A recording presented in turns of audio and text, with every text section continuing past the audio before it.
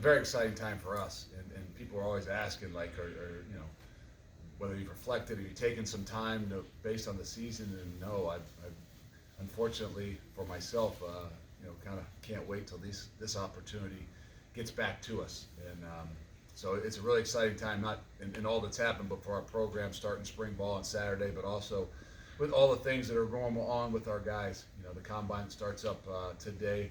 We've got 8 guys over there that will be performing at the combine. Truly kind of made me believe and think there could have been a couple others, but I think the 24th then we'll have them all here to do their pro day as well. So where it's a big step right now for us starting up spring ball, it's also a big step for our former guys and their opportunity to take this next step in their journey beyond here. So a lot of great things. Spring ball for us in particular, this is probably in my 5 years, this will be the 6th spring ball, and I think this is the most important spring ball. Everybody would say, well, what do you mean? Like, year 1 was really important, just trying to get to know the kids and a lot of different things that you're trying to implement and start a culture and build upon things and a whirlwind. But I think for us in the program, this will be as big a spring ball and a big of next 4-5 weeks as we've had. And I just mean that in the sense that where we are as a program, what we need to do to continue to move forward, and most importantly with the guys we've got to move forward with. So it's really unique. We've got some older guys that are back and have played a lot of football, but I think, with the guys that we've lost, it's not like we're going to have any expectations of taking steps backwards, but every year the differences are, hey, how does the team work? How does it mesh together? What are the unique things about it?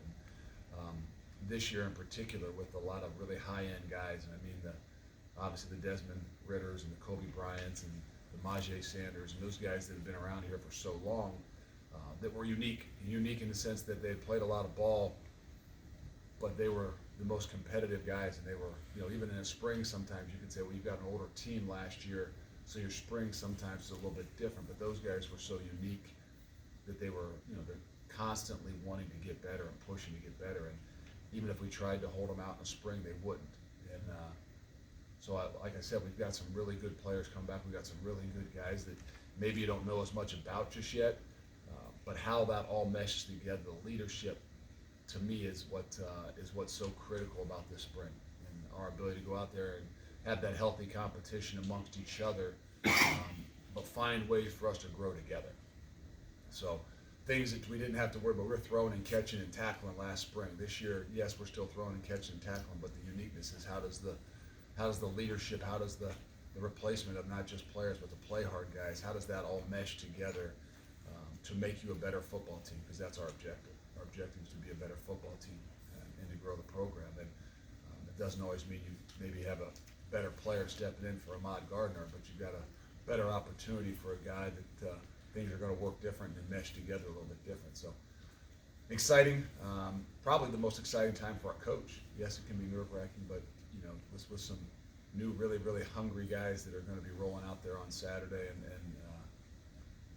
a new start that I think for us as coaches, it's a really exciting time.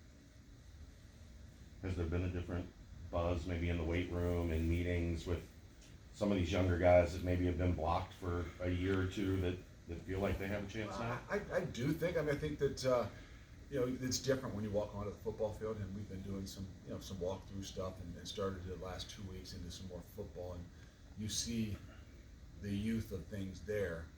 You might see a little bit greater buzz and energy sometimes in the weight room because those young guys. That's a spot where it's not completely new to them, and then Saturday becomes a whole different buzz, and it'll be interesting to walk in here on Saturday for me and to look at that team in the face, and that's really the start of the new beginning. And I couldn't tell you what it's exactly going to be like because every year is different. And when you walk in that back of that room, for me, I'll be evaluating just what it feels like, what it looks like, what those guys in the front row, how they sit, just in your mind of what's this team going to hold its identity around, and how are they going to do it. So I like to tell you, yes, there's been a buzz. It's coming off of a loss is always difficult in the off season, but I think that the way we went about it, the way they all went out, I think there was still a lot of positive momentum and even a little bit more of a hunger based on things that didn't finish the right way.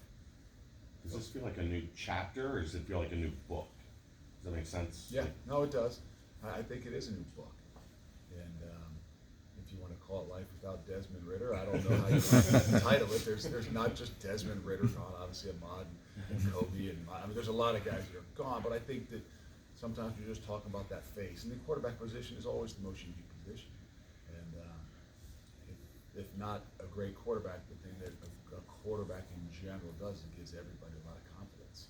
And so not that we don't believe we've got every bit as good a quarterback in a quarterback battle, but I just think that the start in some ways is like a new book. And do we want to change as a coach? No, we're still going to be who we are, but things change, and that identity will be a little bit different. Not that we're not still going to have the same and want to be the same identity that we are, but even last year going in, okay, we got to throw the ball a little bit different. We got to give Desmond some different opportunities and some different things. And, we have ideas of what we are, but what we are going to be, or what these guys in these seats can do and do well. And our job as a coach is obviously to coach it, but also to figure out what that is and continue to kind of mold ourselves towards that. Luke, You talk about finding that identity. Is that at the top of your checklist this spring over these next few weeks? Is finding that identity for It's a big part of it, and I can't come in here on Saturday and tell them the number one thing is to find an identity, because they know what our identity has been, but how that really from within your program can shift and adjust is, something that the coaches have got to find and see, and how those guys gel together, how that competitive, that healthy competition works together. Is so much of the identity, and the identity might not be seen as much on Saturday.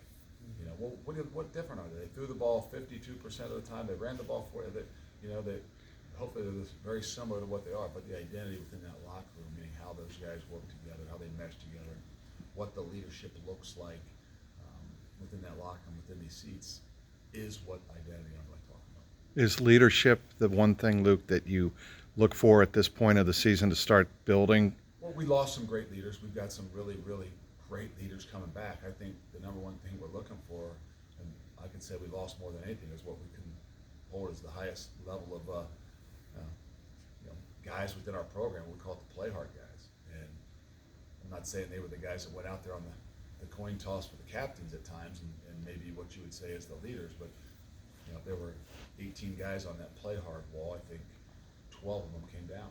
And it might be as Desmond Ridder was on that board and he came down. Everybody knows that, but there's guys like Ryan Royer and some guys that maybe people don't know as much about that really were a big part of what it is that we do, and how that leadership amongst that team goes. And so yes, we call it leadership. I call it within these walls here the play hard guys that set the example to how we do everything.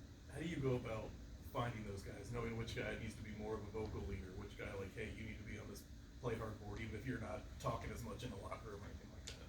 We tell all of them they need to be on that play hard board. So if a quarterback can make the play hard board, anybody can make the play hard board, right? It was a little bit easier back in the day to watch Jim Kelly make the play hard board because he's in there blocking and knocking people around, and when you throw the ball a little bit more, sometimes it's a little harder to see those wideouts out there make the play, but they can. And I think the idea is, what is that really? Is that leadership? Yeah. Is that really playing hard? Yeah. But what it is, it's a consistency. It's about the way you do anything is the way you do everything. And those guys that have that innate ability, that whatever they're asked to do, they do it 100 miles an hour, as hard as they possibly can, and make no excuses. And just to tell them, guys, you guys are at practice. I used to say, Majay, have you ever had a bad practice? His answer needed to be, no, I've never had a bad practice. When if you've been at practice, we've had some bad practices with Majay, right? No disrespect, but love him to death. But there's been a few, but never a bad practice in my eyes, meaning he's never once taken a rep off, he's never let up, he just goes, and that's the example of the leadership that we're talking about, and the leadership of what we want. And some guys would say I don't have as much opportunity to demonstrate that. Well, in the spring, everybody's got it. Everybody's going to get reps. Well, I'm a whiteout. I'm not in the mix every single time. No, there's opportunities. We see and we evaluate everything. And that's where I think that the step for this team has got to really kind of grow here in spring. You've had leadership groups before in the past few years. Do you have that yet this season? Will you have that? We'll have it, Okay. we'll have it, but I don't like to anoint those things. I mean, last year we walked into the season in some ways said, hey, Desmond Ridder and Kobe Bryant are our captains, and we'll get some other captains. I'm not sure we, are gonna say that right now. And so really what we wanna do is be able to see what we see through this entire spring. And guys like Will Hubert, not like we have to anoint him, it won't take long for them to realize that, oh, okay, he's no different than he was last year. You just might see him out there a little bit more.